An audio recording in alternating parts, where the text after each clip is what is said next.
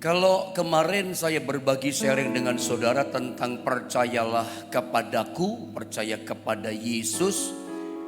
Pagi ini saya masih bicara tentang hal percaya. Mari saya akan ajarkan kepada saudara pagi ini hal percaya berdasarkan dari ayat yang saya ambil dari kitab Ibrani pasal yang ketiga di ayat 1 dan ayat yang kedua. Ayat Ibrani pasal 3 maksud ayat 12 sampai dengan ayat 13. Maaf ini salah tulisannya ya. 12 sampai 13. Perhatikan ayat ini saudara ya. Kita akan belajar tentang hal percaya berdasarkan dari ayat firman Allah ini. Saya akan membaca di ayat yang ke-12 lalu ayat 13-nya sama-sama kita baca saudara ya. Ayat 12 saya baca, perhatikan kalimat-kalimat firman Allah yang ada. Dikatakan begini, waspadalah hai saudara-saudara, supaya di antara kamu jangan terdapat seorang yang hatinya jahat dan yang tidak percaya oleh karena ia murtad dari Allah yang hidup. Ayat 13 sama-sama kita baca 2, 3. Tetapi nasihatilah seorang akan yang lain setiap hari selama masih dapat dikatakan hari ini, supaya jangan ada di antara kamu yang menjadi tegar hatinya karena tipu daya dosa. Hal pertama sebagai landasan untuk saya menjelaskan tentang hal percaya yang saya ambil dalam kitab Ibrani pasal yang ketiga dari ayat 12 dan 13. Pertama begini, bahwa kitab Ibrani ini dituliskan, dipesankan gitu ya. Itu dikhususkan bagi orang-orang yang sudah percaya kepada Yesus. Ini mesti clear dulu. Anda mesti nangkep jelas dulu bagian awal bahwa kitab Ibrani dituliskan, difirmankan, dipesankan hanya khusus bagi orang-orang yang sudah ikut Yesus, sudah percaya kepada Yesus. Nah, pesannya apa kepada orang yang sudah percaya pada Yesus? Lihat ayat 12. Kita mulai dari ayat ini. Next, coba lihat gambarnya ayat 12. Perhatikan kalimat ini. Pesan bagi orang yang sudah ikut Yesus, sudah percaya pada Yesus dibuka dengan kata ini, waspadalah. Waspadalah. Kalau dalam versi yang lain, dalam New King James Version, kata waspadalah disalin dengan kata beware, awas. Dan saya lebih suka memilih kata beware, awas. Ini kata pesan untuk orang yang sudah ikut Yesus. Ini pesan untuk orang yang sudah percaya pada Yesus. Pesannya apa? Ada awasan buat kita. Yang dimana kita mesti berjaga, mesti waspada. Saya ulang, bagi kita yang sudah ikut Yesus itu ada kata awasan buat kita. Apa yang kita mesti awasi dalam hidup kita yang sudah percaya pada Tuhan? Dikatakan awas atau waspada, hai saudara-saudara. Saudara-saudara yang sudah ikut Yesus, percaya pada Yesus. Supaya, tujuan awasan supaya tujuannya di antara kamu, ini mulai penting kalimatnya, jangan terdapat seorang yang jahat, seorang yang hatinya jahat. Berhenti dulu di sini.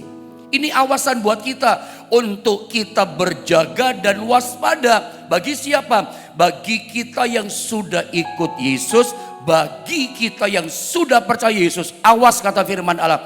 Apa yang kita mesti awasi dalam kepercayaan kita kepada Tuhan? Dikatakan gini, supaya di antara kamu jangan terdapat seorang yang hatinya jahat dan yang tidak percaya. Saya lengkapi ya, yang hatinya jahat dan yang tidak percaya. Berhenti dulu di sini. Jadi ada awasan buat kita yang sudah ikut Yesus, jangan sampai begini, tanpa kita sadari hati kita jadi jahat. Ada kaitannya dengan karena tidak percaya. Kalau dalam terjemahan New King James Version, hati yang jahat disalin dengan kata evil heart. Hat itu jahat, hati yang jahat hatinya, evil heart, jahat hatinya. Jadi kita lihat ya, kalau ada orang Kristen sudah percaya pada Yesus, ikut Tuhan, lalu hatinya itu jahat, evil heart, jahat hatinya. Itu Alkitab katakan apa? Itu ada kaitannya yang tidak percaya, karena dia tidak percaya.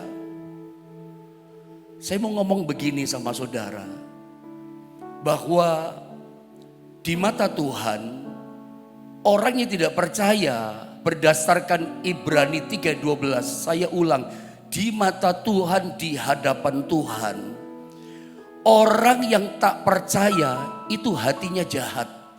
Jadi orang hatinya jahat, mungkin ada bingung ya, loh ada orang percaya kok hatinya jahat. Tapi Alkitab yang katakan, kok ada orang hatinya jahat? Alkitab katakan sebab hatinya percaya, tidak percaya. Jadi ternyata kalau Alkitab tuliskan, berarti ada orang-orang Kristen, orang-orang percaya kepada Tuhan seperti ini. Orang percaya tapi tidak percaya. Istilah yang saya suka sodorkan sama saudara, unbelief believer. Orang percaya itu tidak percaya. Jadi yang saya mau sampaikan sama saudara begini, kalau ada di antara kita adalah orang-orang yang percaya kepada Yesus sebagai Tuhan kita, tapi ternyata di hati kita ada rasa tidak percaya, itu jahat loh di mata Tuhan. Atau kalau saya balik begini, betapa jahatnya orang yang tidak percaya di mata Tuhan. Coba Anda lihat gambar ini. Jadi betapa jahatnya orang yang tidak percaya itu di hadapan Tuhan. Betapa celakanya orang yang hatinya nggak percaya di mata Tuhan.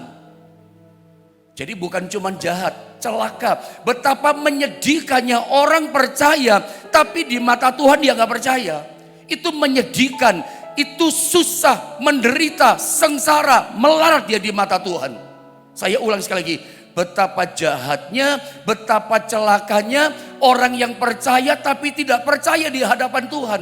Itu celaka, itu menyedihkan, itu susah, melarat, menderita hidupnya.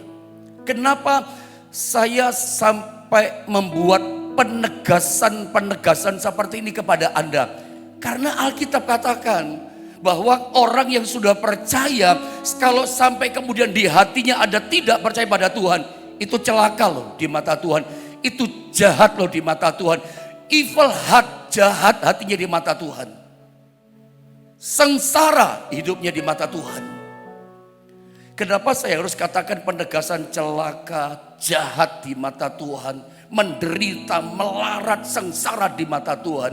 Karena gini, kalau kita baca dalam Yakobus pasal 2 ayat 19, setan-setan saja percaya dan dia gemetar. Coba Anda lihat ayat ini. Yakobus 2 di ayat 19. Perhatikan baik-baik ayat ini. Engkau percaya bahwa hanya ada satu Allah saja. Perhatikan, itu baik. Alkitab yang bilang, kalau kita percaya bahwa Yesus Tuhan, itu baik. Kita percaya Allah itu esa, Tritunggal yang esa, itu baik, itu good kata Tuhan, very good bahkan. Tetapi perhatikan, tetapi kata Alkitab, setan-setan pun juga percaya akan hal itu dan mereka gemetar. Setan saja, iblis saja percaya akan Tuhan dan dia gemetar. Kita ini orang percaya tapi nggak gemetar sama Tuhan. Kita ini orang percaya tapi hatinya jahat. Kenapa orang percaya hatinya jahat? Karena dia tidak percaya.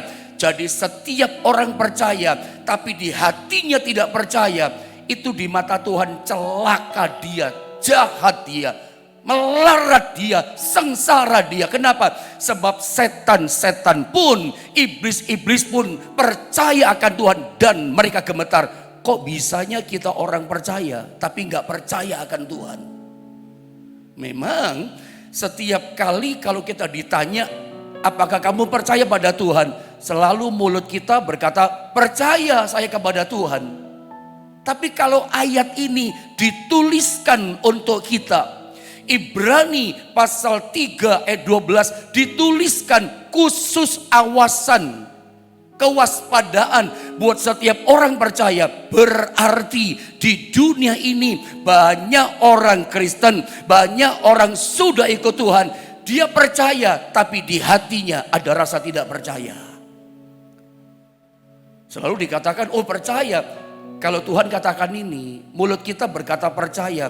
Tapi berapa persen di hati kita rasa percaya? Tuhan yang bisa mengukur. Anda boleh berkata, saya percaya.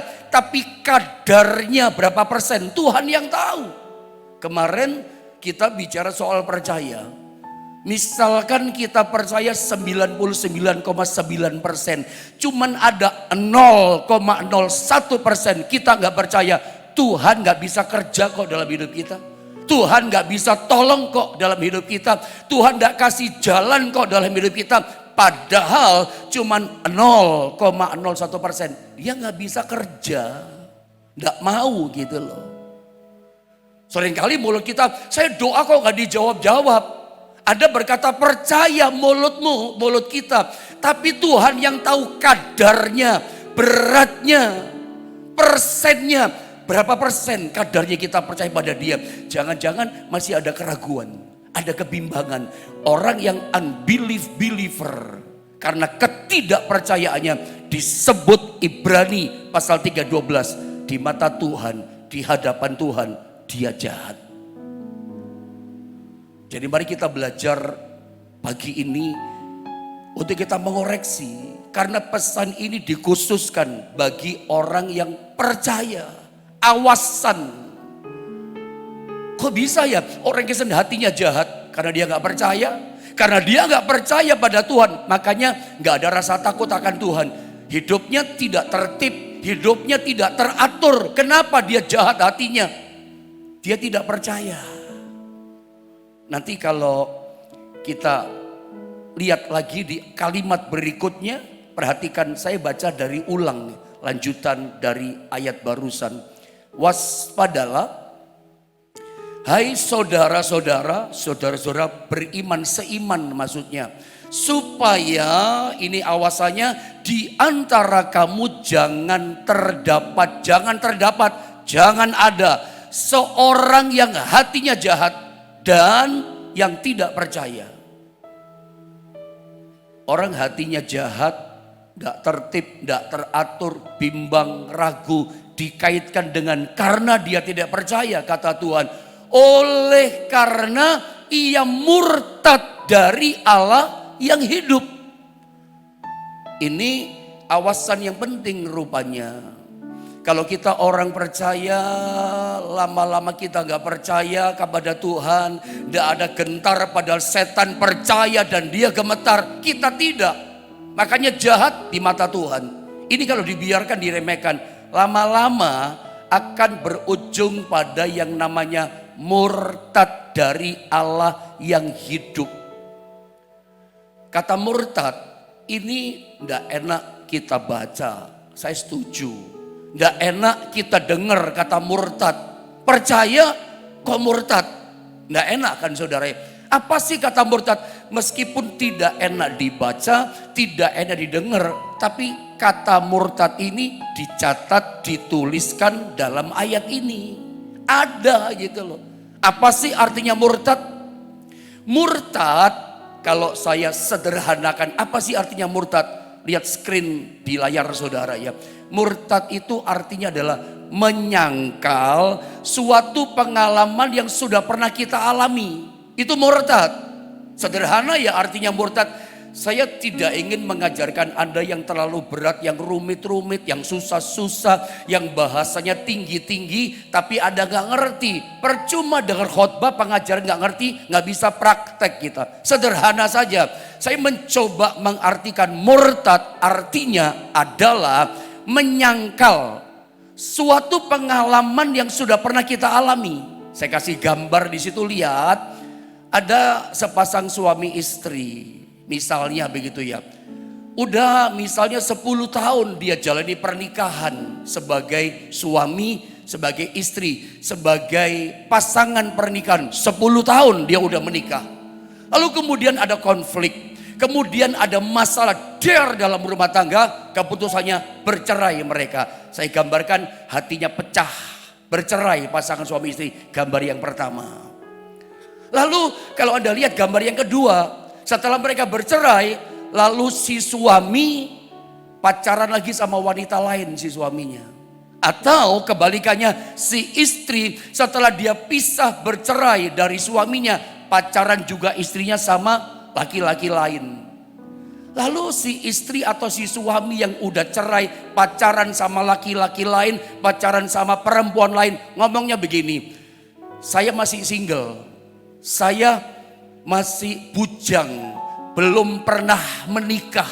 Padahal dia sudah pernah menikah 10 tahun dengan istri sama suaminya yang dulu. Kemudian cerai. Begitu pacaran, menjalin hubungan cinta sama wanita lain, laki-laki lain, dia berkata, saya masih bujang, saya masih single gitu. Itu artinya dia menyangkali pengalaman yang pernah dia sudah alami, menikah selama 10 tahun. Itu kalau dalam istilah murtad tadi, kira-kira seperti itu. Itu murtad dalam istilah pernikahan, rumah tangga. Yang sedang kita belajar adalah murtad soal kepercayaan kita kepada Tuhan.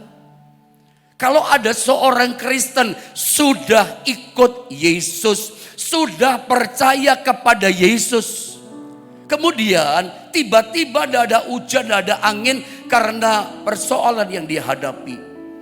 Karena mungkin hal-hal yang sulit dia hadapi dalam hidupnya, macam-macam struggle yang terjadi. Tiba-tiba dia berkata, mulai sekarang saya tidak percaya pada Yesus. Saya nggak percaya Yesus Tuhan. Saya nggak percaya Yesus itu adalah anak Allah yang menjadi manusia. Lahir di Bethlehem, kemudian mati di atas kayu salib, darahnya ditumpahkan, ampuni dosa saya. Saya nggak percaya Yesus adalah Tuhan. Dulu dia percaya. Padahal ketika dia dulu percaya pada Tuhan, imannya bertumbuh.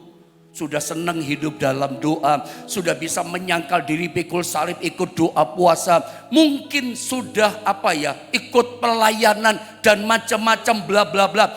Apa yang saya katakan, ada tanda-tanda pertumbuhan dalam iman. Dia mulai maju dalam kepercayaannya. Dulu gak suka doa, sekarang suka doa. Dulu cuek, sekedar hanya jadi orang percaya, sekarang jadi murid, bahkan melayani Tuhan. Itu bagus. Maju dan bertumbuh. Dan dia sudah banyak mengalami jawaban doa. Udah mengalami berkatnya Tuhan. Mungkin udah mengalami sakit, pernah disembuhkan. Ngalami mujizat Tuhan. Dulu pernah ngalami kasih Tuhan yang luar biasa. Lalu oleh suatu hal, keadaan, tiba-tiba berkata, saya gak percaya Yesus berkuasa. Saya gak percaya mujizat Tuhan. Saya gak percaya doa lewat Tuhan Yesus bisa berkati saya. Saudara, itu tergolong masuk dalam frame kata murtad. Menyangkal apa yang pernah dia alami dari kasihnya Tuhan, kebaikan Tuhan. Nggak percaya aku Tuhan baik gitu loh. Nggak percaya Tuhan bisa bikin mujizat. Ini tergolong murtad. Murtad itu kan, saya tadi kasih gambar nggak ya, kata murtad itu dari kata, coba next saya tunjukkan, next ada gambar kata pakai bahasa Inggris departing, next coba. Ibrani 3:12 itu saya coba next multimedia. Terus ada gambar saya pakai bahasa Inggris tadi di situ. Nah ini dia saudara ya. Ibrani 3:12 kata murtad. Oleh karena ia murtad dari Allah yang hidup. Nah kata murtad di sini dalam teks New King James Version disalin dengan kata departing. Suami istri kita itu sama Tuhan kayak pasangan. Mempelai laki-laki, mempelai perempuan. Kita sama pasangan hidup kita itu kan seperti itu. Makanya kalau orang bahasa Jawa, suami istri itu kan disebut sigaraning nyowo, garwo bahasa Jawa. Tidak bisa dipisahkan. Pasangan suami istri digambarkan sebagai partner. Kalau dalam bahasa Inggris partner. Nah kata departing, Partner itu ada kata yang sama, partner. Cuman kata departing, D-nya ada. D itu artinya pisah. Dari kata departing nanti muncul kata partner, pasangan. Yesus Tuhan itu pasangan terbaik kita. Pasangan yang paling the best dalam hidup kita. Jangan sampai kemudian Yesus yang menjadi partner kita yang terbaik. Lalu kita berkata depart, ada kata D-nya. Kita memisahkan diri dari pasangan hidup kita yang terbaik. Yesus itu pasangan hidup kita yang terbaik. Makanya ketika suami istri, dia yang tadinya partner, kemudian dia menjadi departing, memisahkan diri, akan hancur. Saya cuma ingatkan dari mulai Ibrani 3:12, dari kalimat-kalimat awal, ini pesan khusus bagi orang yang sudah ikut Yesus, sudah percaya, sudah mengalami hal-hal yang indah gitu loh. Sudah bisa doa, sudah bisa menyembah, sudah bisa berkorban memberikan persembahan hidupnya atau berkatnya. Sudah melayani Tuhan. Aduh, udah banyak mengalami hal-hal yang indah, yang ajaib. Perkara-perkara supranatural. Udah jauh dengan Tuhan. Sudah dalam dengan Tuhan. Tapi kemudian tiba-tiba dia memisahkan diri dari Tuhan. Departing. Tadinya partner Tuhan yang terbaik. Tiba-tiba bisa. Itu namanya murtad. Murtad artinya adalah menyangkali, kembalikan gambar tadi multimedia, menyangkali apa pengalaman yang sudah pernah kita alami. Saudara jangan pernah mengalami, udah pernah ditolong Tuhan, saya gak pernah ditolong Tuhan kok, saya gak percaya kok Tuhan. Itu tergolong murtad loh saudara. Mungkin terlalu keras ya, saya kasih contoh. Jangan-jangan ada orang ibadahnya masih di gedung gereja, gedungnya belum pindah, gedungnya masih sama gedung gereja, bukan di gedung yang lain maksud saya. Tapi hatinya gak percaya sama Tuhan, cuman datang saja rutinitas ibadah, amin, haleluya, nyanyi juga, tapi dalam hatinya gak ada percaya. Nanti lama-lama kayaknya dia jahat juga di mata Tuhan. Nanti lama-lama dibiarkan akan ngalami departing juga dalam hidupnya. Jangan menyangkali. Saya punya pengalaman sudah lama sih ya. Saya lupa tahunnya, mungkin 10 tahun lebih lah, lama sekali. Saya pernah ini mungkin 10 tahun lebih ya, lama sekali, mungkin lebih dari itu. Saya pernah disuruh sama anak Tuhan, dimintain tolong, maksud saya mendoakan sebuah showroom mobil. Dulu dia jemaat kami, ngundang pemerintahan Jombang, karena showroom mobil bekas, maka banyak mengundang apa istilahnya itu, makelar-makelar mobil berdatangan. Saya mendoakan dengan cara Kristen, mungkin meskipun ada pejabat-pejabat pemerintahan dan mayoritas non-Kristen yang hadir. Tapi bagus, doanya cara Kristen, saya memimpin doa. Nah selesai saya berdoa, itu kan ada makan-makan, ada tumpeng nasi kuning, bla bla segala macam. Tiba-tiba ada seorang yang usianya sama dengan saya, karena ternyata dia teman saya waktu SMP. Teman SMP, berarti teman lama SMP 3 tahun, teman bersama. Itu tiba-tiba ngomong sama saya, panggil saya Pak dulu, karena dia akan tahu saya pendeta. Pak Yohanes katanya, ngobrol. Dia waktu ketemu sama saya, karena dia kan non-Kristen. Saya dulu SMP-nya di Gudo, desa. Jadi teman-teman saya ya seperti itulah, non-Kristen. Saudara salaman sama saya, dia cium tangan saya. Karena dia tahu saya rohaniawan. Dia cium tangan saya. Itu kebiasaan yang ada di tanah Jawa, begitulah. Anda tidak asing kan?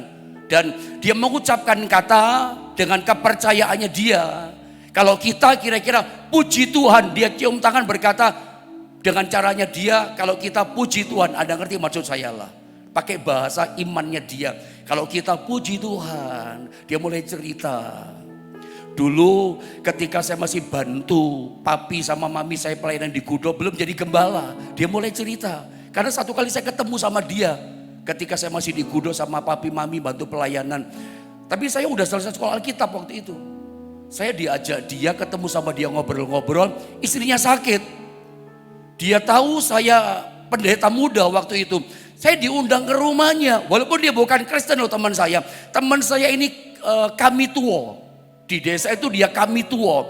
Kami tua itu kalau sekarang setara dengan kepala dusun kalau nggak salah. Ya, lalu dulu di desa itu namanya Bayan. Bayan itu RW sekarang. Dia kami tua, kepala dusun. Begitu nyampe rumahnya ngobrol-ngobrol, istrinya lumpuh. Katanya jatuh, saya lupa bagaimana, kena tulang ekornya atau apa kasep. Orang desa sih ya, nggak cepat ke dokter, cuman diurut kasep, nggak bisa jalan. Nah saya meskipun beda iman sama dia, saya Kristen, pendeta Kristen, diundang. Bagi dia gini, siapa tahu gitu ya, orang yang suka datang sama Tuhan doanya dijawab gitu kira-kira bahasa dia. Saya doakan. Saya nggak pakai nyanyi, nggak pakai apa, nggak ngerti juga kan dia. Pokoknya saya datang dengan iman sebagai pendeta muda waktu itu, saya doakan dia dalam nama Yesus sembuh bla bla bla. Nggak sembuh waktu itu. Saya pulang dan saya nggak seperti orang KKR. Ayo jalan bu, berdiri enggak. Doa ya pulang, saya ngobrol pulang, ngobrol lama nggak ketemu sama teman saya pulang. Nah saya tahu ketika saya mendoakan showroom itu. Showroom yang tadi saya cerita, ketemu sama dia katakan tadi saudara, dia cerita pakai bahasanya dia berkata kayak kita puji Tuhan.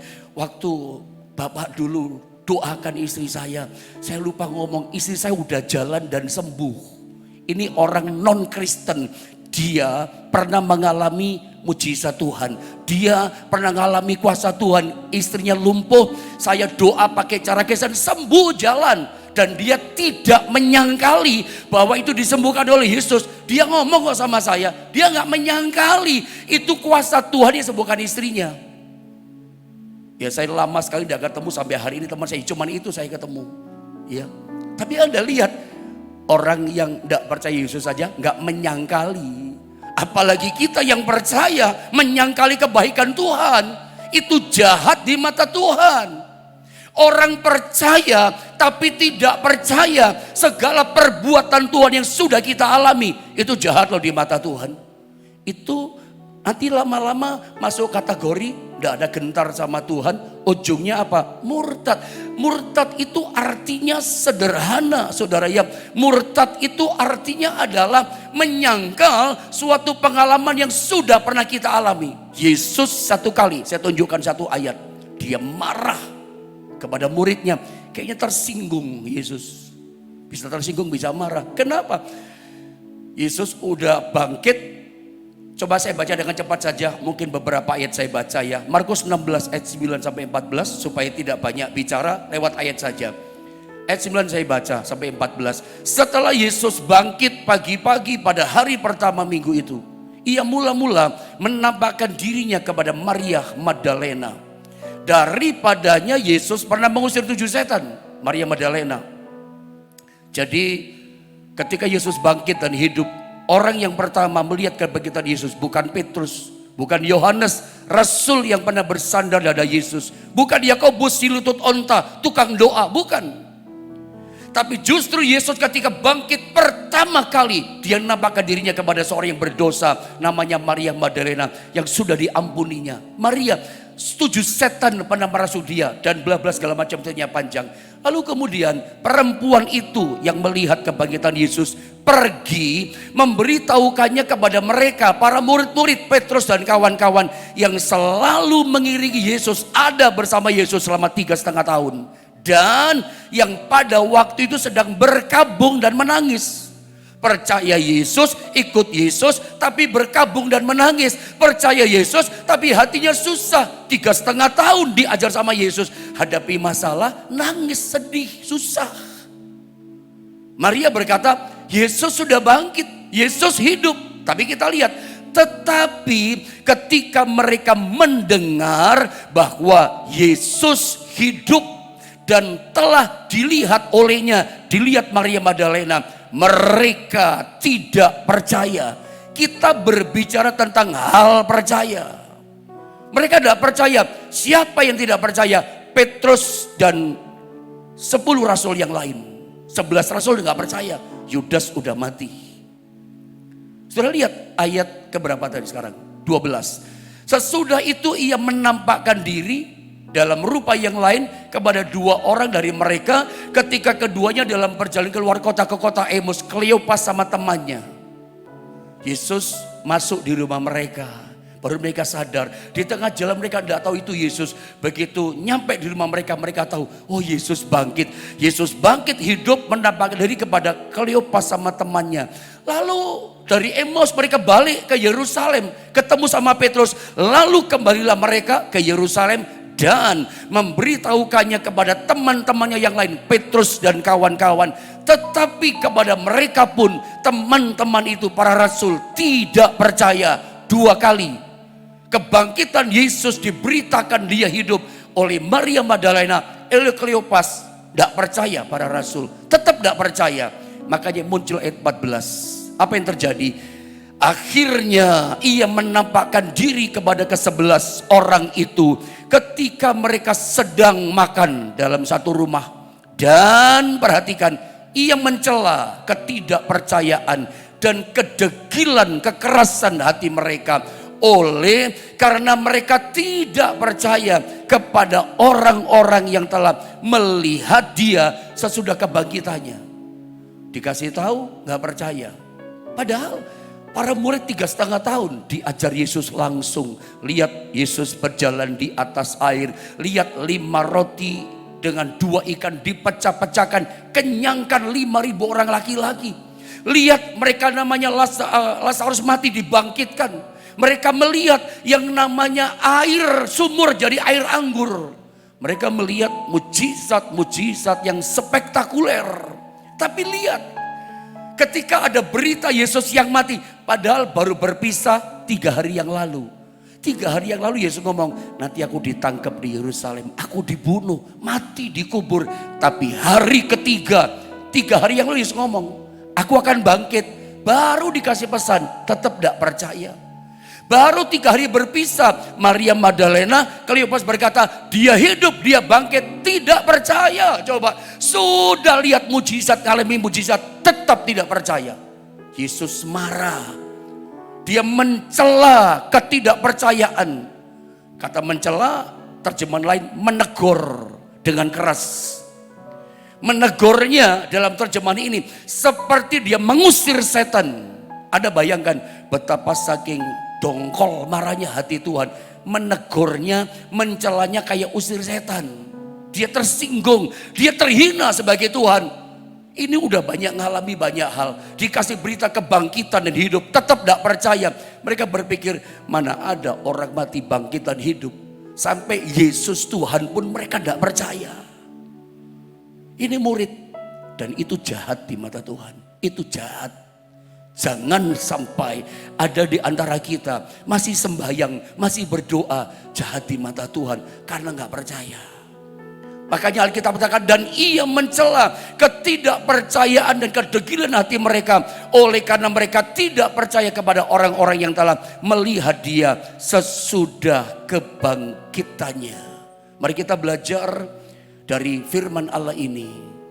Apapun yang kita hadapi, mungkin kita belum ditolong, mungkin doa kita belum dikabulkan, tapi nasihat, awasan, kewaspadaan dari kita orang-orang yang sudah percaya pada Yesus. Ada awasan begini, jangan sampai kita orang percaya tapi nggak percaya kuasanya menolong kita. Kamu percaya nggak Tuhan bisa tolong kamu? Anda percaya nggak misalnya Tuhan bisa berkati saudara? Anda percaya atau tidak pagi ini dia bisa melakukan pertolongan dalam hidupmu yang kamu nggak bisa, dia bisa. Anda percaya Tuhan bisa pulihkan saudara? Apakah Anda percaya pagi ini engkau yang kekurangan berkat Tuhan bisa kasih berkat, engkau yang sakit Tuhan bisa sembuhkan saudara? Ingat, kalau kita percaya Yesus Tuhan tetapi kita nggak percaya, ketidakpercayaan kita di mata Tuhan itu sebuah kejahatan. Makanya lihat, ini saya lewati ya, Ibrani 3:12. Sekarang saya ajak saudara lihat ayat 13, ayat yang terakhir perenungan kita. Ini penting, tetapi nasihatilah seorang akan yang lain setiap hari. Kita disuruh saling menasehati setiap hari.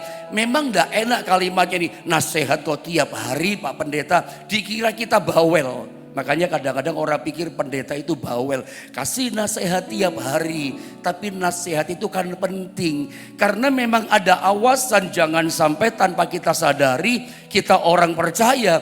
Tapi gak percaya Tuhan bisa tolong kita. Kita orang percaya tapi kita gak percaya Tuhan bisa sembuhkan kita. Itu ternyata sebuah kejahatan di mata Tuhan. Makanya muncul kalimat firman Allah ini. Tetapi nasihatilah seorang akan yang lain setiap hari. Bukan bawel.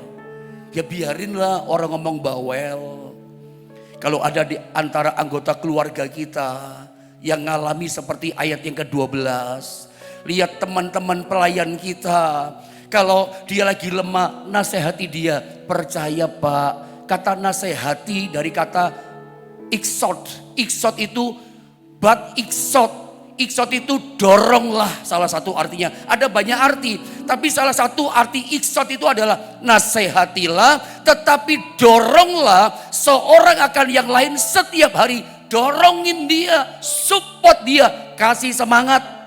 Kasih semangat. Percaya Bu. Tuhan bisa tolong. Saling menasihati tiap hari, jangan capek. Selama masih dapat dikatakan hari ini. Supaya jangan ada di antara kamu yang menjadi tegar hatinya. Jadi keras hatinya. Karena tipu daya dosa. Kenapa orang jadi jahat hatinya. Keras hatinya. Tegar hatinya. Gak bisa diomongin. Gak teratur hidupnya. Gak tertib hidupnya. Karena tipu daya dosa. Kerjaannya dosa. Itu menipu. Kerjaannya dosa. Saya pilih kata ini. Kerjaannya tukang ukir mengukir. Kerjaannya tukang pahat memahat dia. Tukang jualan soto nggak bisa mengukir. Kerjaannya jualan soto. Dosa itu punya kerjaan. Kerjaannya menipu. Orang percaya hati-hati sama dosa. Dosa kerjaannya menipu. Dosa itu kan menyenangkan, dosa itu indah, tapi menipu kerjaannya. Hawa saja yang tinggal bersama dengan Tuhan di Taman Eden, ditipu sama dosa, jatuh dia hilang, keluar di Taman Eden. Karena dosa itu nikmat, kayak anggur yang mengkilap, kayak sesuatu yang indah, tapi menipu kerjaan dosa. Hawa pun jatuh rumah tangga pertama, karena pekerjaan dosa yang menipu. Ini disampaikan untuk orang khusus yang sudah percaya. Makanya kalau ada di antara kita yang sudah lemah, mulai tegar hatinya, jangan bosan, dorong dia. Ayo kembali pada Tuhan.